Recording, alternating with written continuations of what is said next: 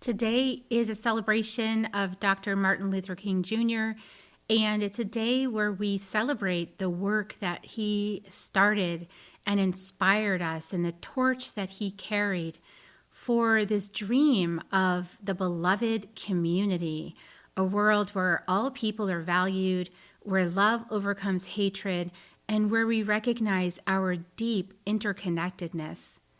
Now, the truth is, we can't build the beloved community from division, fear, and separation, which we see all around us in the world today. So how do we build it? Well, we start within. Join us for a beautiful conversation with myself and my partner, Akeem SAMI. Soul Nectar Show, the Soul Nectar Show. You're invited, delighted to discover who you are. Anything is possible if you believe. So join us on this beautiful journey. Soul Nectar Show, Soul Nectar Show. Hello, everybody. So excited. Hi, everyone. So excited to be here today. This is Martin Luther King Day on January 19th, 2026. And it's a day that we march in solidarity, a day that we light a candle and remember a man who stood up for his dreams while encouraging everyone else to do the same. And many people think that Dr. King's work was all about racial equality and that that's where it stopped, but that was only the beginning of his dreams. MLK dreamed of the beloved community, a world where all people are valued, where love overcomes hatred, and where we recognize our deep interconnectedness. And the truth is that we can't build the beloved community from division, fear, and separation. We build it first by creating the beloved community within ourselves, inside, and healing our inner divisions and releasing judgments of self and other, and remembering our sacred connection to each other and to Mother Earth. And so I'm your host, Kerri Hummingbird of the Soul Nectar Show podcast, where this will also be released.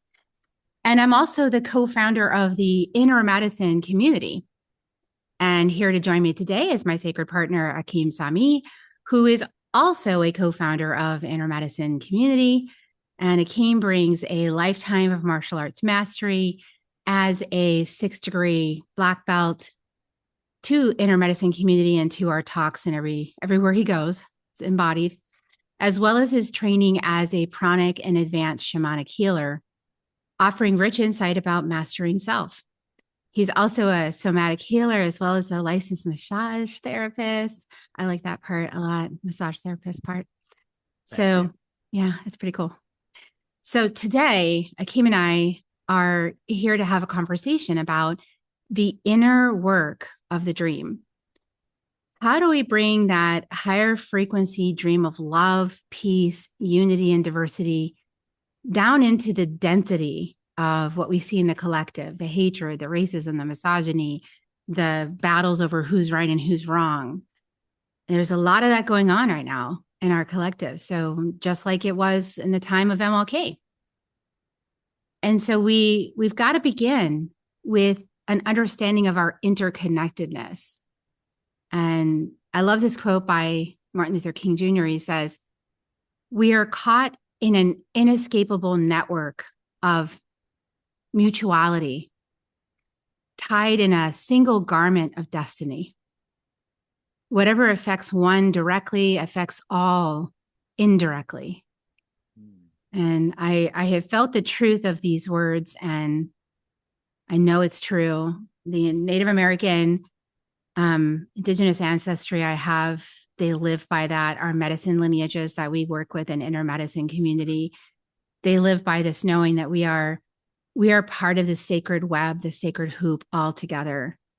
And what affects one affects all. And so I know that this is also near and dear to your heart as well, Akeem, and special passion for we both share a passion for Martin Luther King, and we get like really fired up when we're getting ready to do, you know, a talk So about true. MLK. And so, So true. So true. yeah, I myself started as a 14-year-old going to my first Martin Luther King march in one of the largest marching communities in the country, San Antonio, believe it or not. And yeah, after about, I want to say 3+ decades of that, in one way, shape, or form, in some sort of way to pay homage to Dr. King's teachings, playing speeches for people to hear, and I'll mention some favorite moments as we go on. But the thing that I really want to bring forward right now is the understanding to grasp from Dr. King's teachings. We gather not as fragments, but as stories made inside one human family. You know, different races, genders, beliefs, and lived experiences, yet are bound by a shared moment in history, and that is asking something more of us. You know, that's what history itself, he said, does. It asks something of us, you know, rather than it's something being provided to us. This is interestingly connected to what John F. Kennedy said. Actually, he said it's not what you can do for what your country can do for you, but what you can do for your country. So it's just an energy of giving to history through your actions, through your beingness. So Dr. Martin Luther King reminded us that history doesn't move on its own. It moves when ordinary people like us choose an extraordinary posture of conscience. So today we stand inside that invitation. And what was inspired by me to talk about a little bit more today of was an interesting theme that Dr. Martin Luther King mentioned in one of my favorite speeches by him. He called it the three evils of society. And he does talk about this in his last book, Where Do We Go From Here? As well as it was a really awesome, groundbreaking speech. Many of his were to me. Uh, and the three evils are representative of collective wounds and collective invitations at the same time. So, Dr. Martin Luther King spoke of racism, militarism, and extreme materialism. And we named them to not shame the past, but to heal the present. You know, if you avoid something that's been impeding, it's kind of like bad smell. You're gonna it's gonna eventually make its way to the back of the house. You know, and so it's important to do this. Name it, say it, state it. And racism is one of the other shadows that he spoke about there, which is the forgetting of our shared origin. You know, racism is, and this is also what my dad, who was a writer, speaker, Mr. Jamil Sami, and he wrote a book called The Unshackled Mind, and he also had a chapter called Racism in it. And I find myself often repeating things that he shared with me because I was his cameraman, his his helper, you know. And he spoke also about racism in a way that's similar to what Dr. King spoke about. And racism is a forgetting, and that's how bigotry is born. It's also forgetting our shared connection. You know, it's the lie that difference equals danger rather than wisdom. And a multiracial gathering such as this, even here, our very presence is proof that another story is possible. And he also spoke about militarism, which is the habit of meeting fear with force. This is what he spoke so much about, uh, going up against Richard Nixon about the Vietnam War toward the end of his life. And, you know, militarism was his warning. When he said in one of his, about 2 weeks before he passed away, he said that militarism, it has a effect of hardening emotionally and numbing emotionally. We're learning new ways to meet conflict with courage and care. It lives not only in the wars abroad, but in how we speak, withdraw, dominate, or silence one another.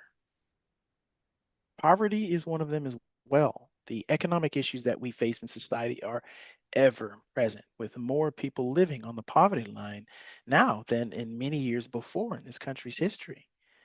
And as a bonus, beyond the three, extreme materialism. It convinces us that worth can be measured, purchased, or accumulated. And it also is very transactional in nature. Yet we know here in the circle that what truly sustains us is connection, meaning, and belonging. These evils are not just societal failures, they are unfinished lessons calling us into a deeper level of maturity. He also spoke about this advocating about homeless people. He spoke about homelessness. He spoke about it. He actually went to live in Chicago before speaking on this. He went to live like everyone else. He wasn't supported by a special community. He went to live in the roughest areas of Chicago. And his experience really helped him bring it forward when he spoke to experiencing the frustration. And it's a cascade. You don't have this, it leads to this. If you don't have this, it leads to that. That eventually leads to this bottom line way of living. And these actions are highly hindered by based on the choices available to us. So this is why it's so important, like he was talking about, to stand firm together and being within ourselves, the practice of nonviolent becoming, he said. And he had this other statement that I like. It's called, the most fruitful course is to stand firm, move forward nonviolently, accept disappointment, and cling to hope. And so really this is highlighting that to stand firm is to root ourselves in values that do not shift with the winds of fear. This means you've got to know yourself and to be a stronger version of yourself as you face history. So to move forward nonviolently is literally to choose love. It's not pacifism. There's a difference there, because choosing love means you take action and that you not accept suffering. You accept the disappointment, but you choose love not just as a sentiment, but as a discipline. You know, the nonviolent people that were practicing with Dr. Martin Luther King with SNCC or SNCC, which also was the birthing in 1966, interesting enough, with a person then named Stokely Carmichael. He renamed himself Kwame Ture. And um, there was an aspect of how he used his discipline as well as how MLK used his discipline. Kwame Ture actually got exiled because he was a little bit too extreme in his views. He wanted to take an extreme stance. This is the same position of the Black Panther Party. They took an extreme stance, and their birth was in 1966, just the same. Um, this is around the same time that MLK was finishing his last book in his life before he was assassinated.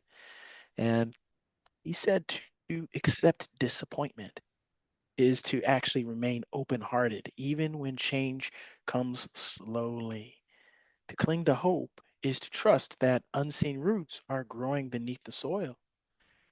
He was trying to say, I think, to trust that unseen roots are growing beneath the soil. So we've got to plant those seeds, and we've got to do it with our actions and do it consistently. Nonviolence is not weakness. A lot of the SNCC people that also protested, they also practiced on how to withstand being beaten by the police. They actually practiced on each other. They actually got kicked on the ground. They did all kinds of practice sessions where they would be yelled at, spit on, things thrown on them kicked and being beaten. And the whole thing that Dr. Martin Luther King would always say during these speeches that he was directly a part of, these marches, when someone would start to break out with, "I'm tired of this. I'm tired of being nonviolent. I'm going to fight back." I'm going to fight that guy's got a bat with barbed wire on it, hitting people. I'm going to go fight him. He says, he used to say back then, if you do that, you will sacrifice the whole nonviolence effort. So it's spiritual strength to refuse becoming what has harmed us. It's so powerful, the work of Martin Luther King, and really it was a movement, because there was a lot of people involved in this movement, and they selected him, kind of pushed him to the front and said, "You're the leader." And he didn't exactly want to be the leader, but he was kind of pushed into that position. And he had a history. His father was a pastor, minister, So he had a history in his family of giving prophetic speeches and touching people's hearts. And also of practicing following in the steps of Jesus, as he followed fully in the steps of Jesus. It's clear to anybody who's even not Christian that he followed in the steps of Jesus. And I want to say that the thing I admire about Martin Luther King is that he dreamed big. You know, he said, "I have a dream," and he could have stopped at racial equality, but he didn't. He said, "No, there's a bigger dream, and I'm going for the big dream. And the big dream is the beloved community. And the beloved community is founded in nonviolence." And so we actually visited the MLK tomb in Atlanta, and it was powerful to be there. And they have many plaques, and they have a whole monument set up to the beloved community. I'll just show you a few of those.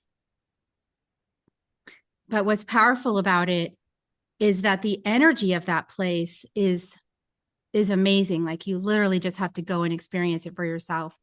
Here is one of the stones that's been carved with the description of what the beloved community is. And it says, the beloved community is a realistic vision of an achievable society in which problems and conflicts exist, but resolved peacefully and without bitterness.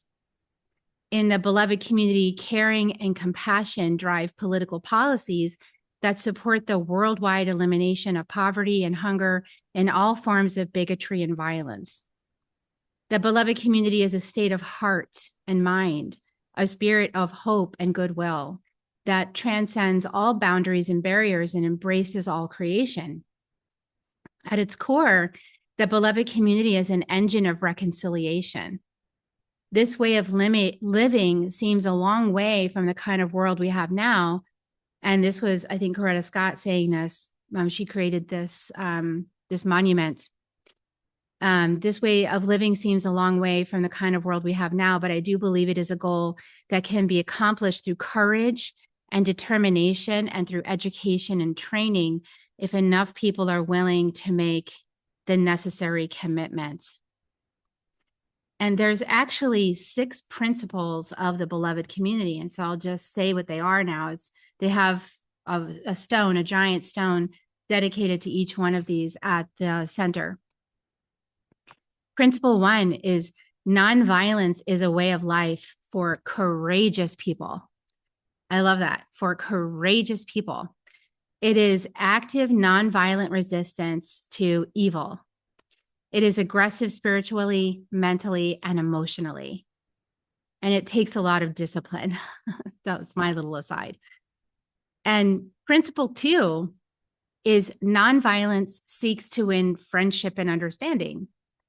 So the end result of nonviolence is redemption and reconciliation. And the purpose of nonviolence is the creation of the beloved community. Principle 3 is nonviolence seeks to defeat injustice, not people. It's not about defeating people. It's the pattern, not the person. And so nonviolence seeks to defeat the pattern of injustice, not the people who are acting from injustice. And nonviolence recognizes that people who act from injustice, they say evildoers, but I'll soften that a little, are also victims. They're not evil people. They are people who are wounded and traumatized. And so the nonviolent resistor seeks to defeat that pattern of the shadow. Principle 4 is that nonviolence holds that suffering can educate and transform people and societies. And so in nonviolence, we accept that there will be suffering and there will not be retaliation. And so unearned suffering is redemptive, is the belief that unearned suffering is redemptive and has tremendous educational and transformational opportunities inside of it. Principle 5 is that nonviolence chooses love instead of hate. Nonviolence resists violence of the spirit as well as of the body. And nonviolent love is spontaneous, it's unmotivated, it's unselfish, it's creative. And then the last principle, principle 6, is that nonviolence believes that the universe is on the side of justice. And the nonviolent resistor has deep faith that justice will eventually win. And so therefore we believe in a God of justice, not punishment, a God of justice. Big And difference. the justice happens right through evolution of human consciousness. It happens through learning from the choices to allow the pattern to operate your consciousness or to decide to not allow the pattern to operate your consciousness and to let love operate your consciousness. It's a choice. Yes, and something else I'd like to turn attention to is something else that Dr. Martin Luther King said. That was an important tenet at being able to continue doing the work uh, and to be able to work deeper with yourself. The statement that he said was, we must guard ourselves from bitterness. So this is the inner work directly of the beloved community. And this is also a part of one of our tenets at the inner medicine community. We acknowledge the pain, that it's personal and collective involved. And bitterness, to not guard through it, it's going to harden your heart. It's going to burn you out. It's going to narrow your future. And this is also a difference energetically between people who practice activism and people who practice steadiness. There's a difference there. And some of the shadow that comes with it is that bitterness usually is a tenet. It's an undertone. And there's multiple ethnicities or multiple belief systems that can practice things that can lead to bitterness. For instance, think about for me as I grew up as a vegetarian, as a lacto-ovo vegetarian in Texas, not incredibly common. There weren't a lot of us when we first started practicing in the early 90s. Uh, so there was often protests that we often would hear about. Harvey and Marilyn Diamond would protest their own way, and around the same time there were burning of tires, to people who were gas hogs, choosing Hummers. Remember Humvees, Hummers, uh, John, in such a way that it seemed like they were just really bitter and angry people. Truth, they weren't. It's just they were really passionate about what they believed, and they weren't able to keep bitterness away in their practice. So healing doesn't mean forgetting harm, and it means refusing to let harm define who we become. Being bitter and being cynical. Cynicism, as I've heard a speaker named Robert Reich, he's quite a few things that he's done, but he said something that got my attention. He said, when we begin to experience cynicism, that's the turn toward the negative tilt of what we're fighting for. When you get to that place where you're so bitter, it eats you up inside and it eats everyone up around you inside and them as well. It spreads, this bitterness. Eventually, people from the outside having nothing to do with it want nothing to do with it because they see how bitter that a person is in prescribing to something. So this is something that we also get into. We connect in the inner medicine community with the 4 agreements. I like to add the 5th agreement often. And it represents you finding and resourcing the strength inside of you so that you can face what is hurting for you. Don't let the pain define you. So in the inner medicine community, we also practice listening without erasing.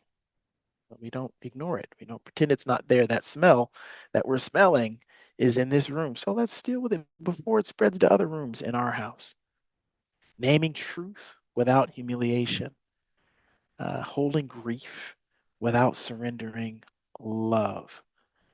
And it's not avoidance to not directly fight it. It's actually giving an opportunity to be an alchemy.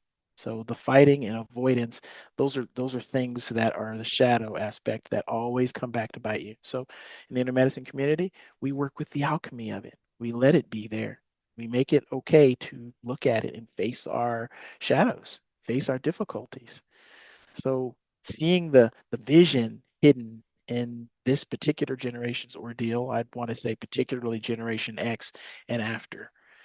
Every generation has their own ordeal and their own version of it.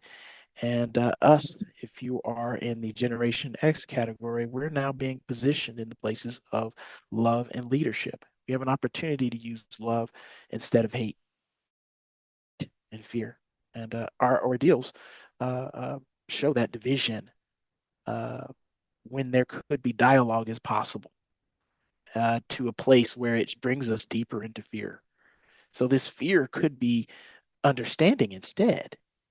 There could be exhaustion when what you could really find is renewal. Within these challenges is the vision that he spoke about, an opportunity to evolve how we relate to one another and to the earth and to ourselves. And the moment is not a collapse. We're right at the threshold. We're right on that brook. We're so, so close. So Dr. King also spoke about transfiguring ourselves. He called us to not just to change laws, but to change consciousness. Transformation begins here, right here in the present, in the now, with you and with me and with us and how we see one another. And that's how racism gets in. They're not inspired to transform. They're not inspired to grow. They want to stay and they want to remove and they want to isolate each other and separate. So this is what we combat by action.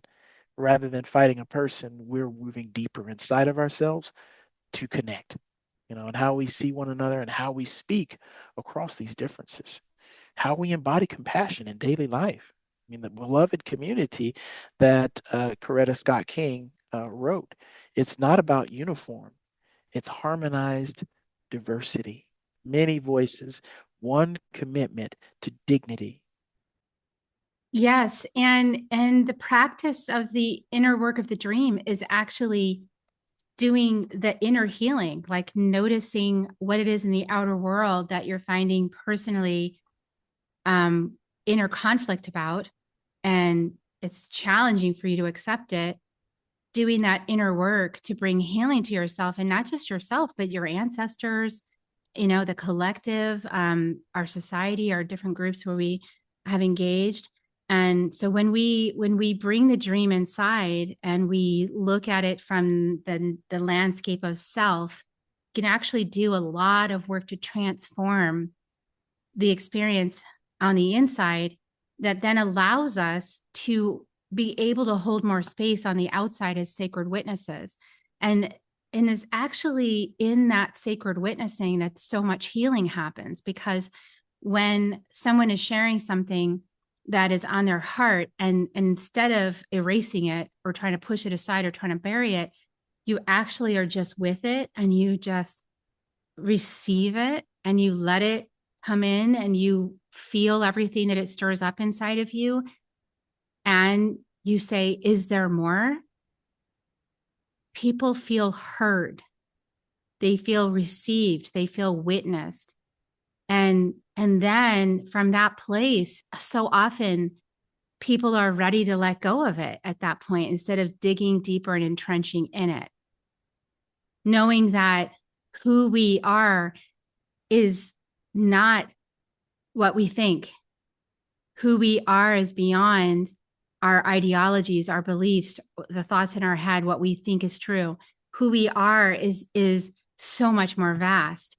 And when we can come to that understanding and community through these practices of sacred witnessing, we find that our emotional resiliency goes up, our capacity to accept people as they are goes up, our capacity to be present with our own difficult emotions and feelings goes up, and our ability to have diplomacy, inner diplomacy and outer diplomacy, also goes up. And all of those things are necessary for the beloved community to form.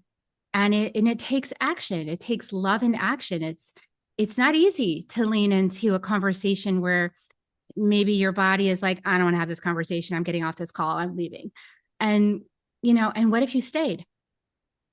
What if you were in a context that could hold space for your discomfort without dismissing it and without fixing it, but just letting you be until the energy moved, and then you were in a different place, just miraculously by staying present. And that's what happens all the time. in the work that we do in intermedicine community. It's really, we call it magic, but really it's presence. And it's being willing to stay present and not to deny or push anyone's perspective down, but to allow it to transform without their identity getting involved. It's a trick, you know. So there's lots of reasons we could go down so many rabbit holes right now as to why that is true, that people's identities get trapped up in belief systems. But the work of the beloved community is to separate the person from the belief system so that they have an awareness of themselves beyond the beliefs. They have an awareness of themselves as a divine being, separate from whatever they perceive, and how and why it is that they perceive what they perceive. And when we can get to that place, we realize we're all connected, and we realize that we're all divine beings of light. And, you know, the shamanic path helps us get there because it teaches us how to walk in beauty. It teaches us how to perceive that everything that's happening in our lives is happening as us, by us, for us, and through us for the highest good. And that it's not just Kerri having an experience, it's Kerri as a cell of Mother Earth having an experience that Akeem as a cell of Mother Earth is having a different experience of, but the same basic energy. And so we can start to see ourselves as a cell of Mother Earth, as a divine being of light that's all connected with everything else. And that we're all having a different experience of the same energy that's moving through the collective. And then we can start to see ourselves as part of this ocean instead of being a separated little particle out there on your lonely beach. And when we see it that way, we don't take it so personally. You know, we also practice the 4 agreements. Don't take anything personally is one that's often employed. And why do we do these things? Because our aim is to create the beloved community. And it starts within ourselves, inside of ourselves, and then it goes into our families, and it goes into the spaces where people are willing to meet us there. And so sometimes that's not your family, your biological family. Sometimes your biological family is like, I don't know what you're talking about now.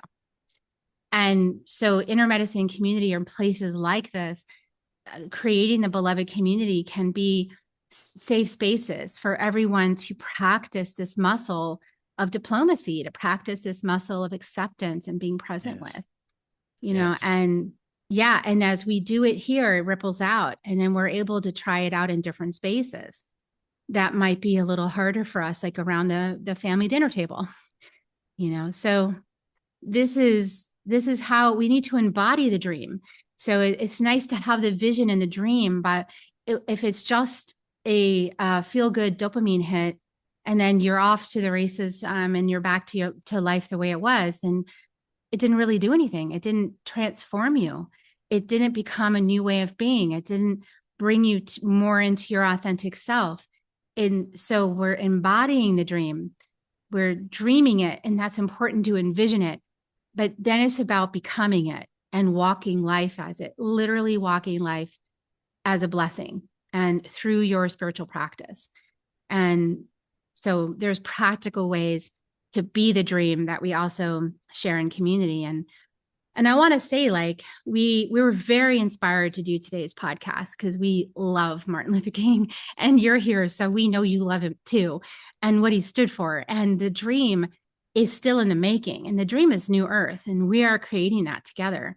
And we start today. Is everyone on the same page of creating New Earth? No, and that's okay. Not everyone has to be. But if it's in your heart to create it, then you find that space to create it with others that are also, it's in their heart to create it. And you just start creating it no matter what's going on in the outer world. You just start creating it and you build it. You build the dream, you embody the dream. And that's what we're doing here in intermedicine. And we wanted to let you know that we're going to have a closing blessing in just a moment from Akeem. And I wanted to say to you that we know that this takes more than one conversation. So we decided 2 things. We really want to serve people in understanding. We really want to serve people in understanding what it's like to to be participating in a community that's respectful, that listens, that cares, that doesn't try to fix you, that allows you to change your perspective without a waggy finger associated with it, but like a community that we grow together, that we all come together and we grow together. And so what we decided to do is we're going to put a little extra muscle, a little extra love in our action, and offering a free series that's called Grace Under Fire. And if you look in the show notes, on this is going to go into the podcast, and anyone who has actually signed up for this live webinar and have been on the call, you'll receive the replay, and you'll also receive a link to Grace Under Fire. And so we're going to do a series of 5 short talks of 30 minutes each, talking about different aspects of this beloved community and how we step forward as love in action. How do we do this? And how we've been doing it in the intermedicine community for about 6 years now. So we've been doing this. We want to share with you what we've learned. And we also want to invite you to an experience of our practices and our spiritual walk. And so we also want to invite you to a very low cost. I heard from people, low cost is really important right now. People responded to me and said, low cost, low cost. So we put together a low cost offer to get into our community and to experience it for yourself and to start using the practices and to share and have that experience of being witnessed and being appreciated and being acknowledged. And that is called Ride the Fire Horse experience. And so we'll also give you a link to that, and that'll be in the show notes for the episode if you're listening to this episode on Soul Nectar podcast. And otherwise, we'll put it out in the email to everyone who signed up. Or you can go to kerrihummingbird.com, KERRI hummingbird.com, and you'll find both of those. You'll find Grace Under Fire, the free live series that you can sign up for, and you'll also find Ride the Fire Horse experience. And you can also sign up for that in, like I said, low cost. It's $47, and you can do it on Affirm in 3 payments for like $11 a month. So we kept it low. Okay. So Akeem, did you want to bring us out with a blessing before we end this this call today, this current conversation? Yes, in the spirit of Dr. Martin Luther King and a person of faith, multiple faiths all over the world practice something really common, prayer. So this is, if you all join me here, anyone watching this back, people that are here today, join me in this closing blessing. May we stand firm without rigidity. May we move forward without violence. May we accept disappointment without despair or cynicism. And may we cling to hope, not as an idea, but as a way of being. The work continues through us, between us, and because of us. And I want to acknowledge the spirit of Martin Luther King Jr. that has been with us and that stays with us always as a beacon of light, as an embodiment of love in action, and showing us how to light our torches and follow up on the work that he started. And I appreciate all of you for joining us and for sharing your love and your wisdom and your grace in our communities and on the podcast. We'd love to hear from you and what you feel and what you experienced and what your hopes are and what your dreams are. And so reach out, connect with us, and we look forward to seeing you on the next broadcast. It'll be Friday, this coming Friday, at 7:30 p.m. Central. It'll just be a 30-minute, maybe 40. You know how these things go. And that is the 23rd of January. So you'll be able to join us again if you wish, if you sign up for the Grace Under Fire, and you'll get all the login instructions to be part of the broadcast. And this will also go on the podcast Soul Nectar Show. We love you all so much. And here come your kisses. We love you so much.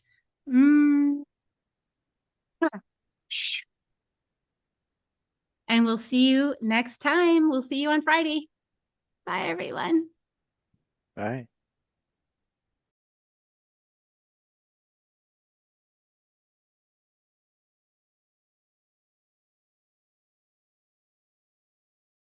If you found even one gold nugget in this episode of Soul Nectar Show, will you do us a favor? Will you subscribe, like, and share this episode? Maybe even write a comment and let us know what you thought about it.